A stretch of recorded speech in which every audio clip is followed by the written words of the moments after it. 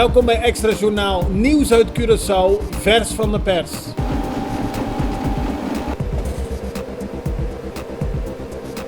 En dit is het nieuws van vandaag. Minister Suzy Camelia Reumer heeft opdracht gegeven voor een feitenonderzoek naar de overschrijding van het budget van het Hospital Nobo Otrobanda. Ze heeft de procureur-generaal gevraagd onderzoek naar de overschrijding van 200 miljoen gulden te gaan verrichten. Ze heeft opdracht hiertoe gegeven omdat er van diverse kanten de schijn wordt gewekt dat de integriteit van diverse ministers, waaronder zij zelf, ter discussie wordt gesteld.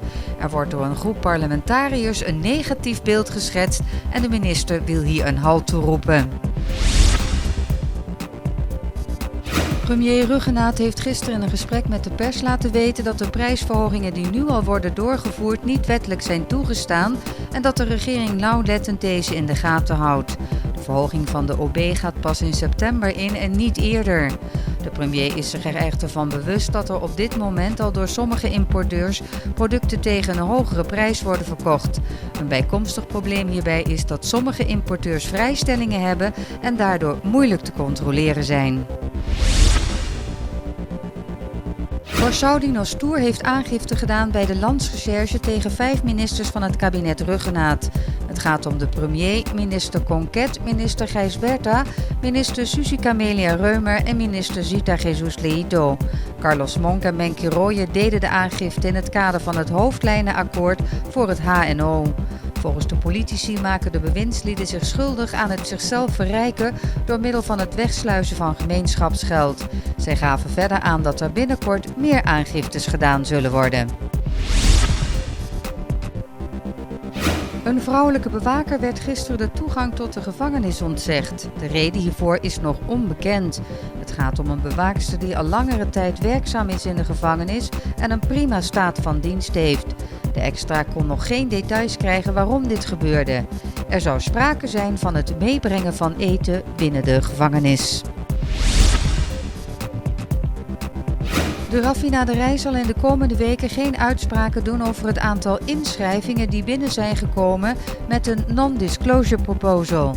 De RDK geeft aan dat het hun onderhandelingspositie niet ten goede komt als de partijen weten wie er meedoen in het proces. De RDK geeft aan dat zodra men verder is in het proces er mededelingen zullen worden gedaan omtrent de kandidaten. Premier Ruggenaat en minister van VVRP Zita Jesus Leito hebben een bezoek gebracht aan de wijk Kortijn, waar een project is gestart door de EU ter ontwikkeling van de wijk. Tijdens het bezoek werden ze op de hoogte gebracht door experts, aannemers en buurtbewoners. Het project is eerder afgerond dan gepland. De Europese Unie heeft geld beschikbaar gesteld voor 4 projecten. Naast de wijk Kortijn staan Nieuw-Amsterdam, Sapaté Blok H en Terra Cora nog op het programma. Met het project Kortijn werd in november 2017 begonnen en in begin 2018 begon het met de start van de infrastructuur van de wijk. Met Nieuw-Amsterdam is men ondertussen al begonnen. De National Security Advisor van de Amerikaanse regering John Bolton heeft aangegeven dat Amerika geen verkiezingen in Venezuela zal steunen zolang president Nicolás Maduro aan de macht is.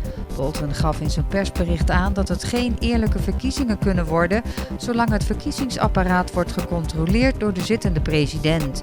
Bolton is in Lima aanwezig tijdens een conferentie waar 59 landen aanwezig zijn en waarvan 50 landen Juan Guaidó als interim-president van Venezuela hebben aangewezen. Dit was Extra Journaal met nieuws uit Curaçao in het Nederlands elke doordeweekse dag. Tot de volgende keer.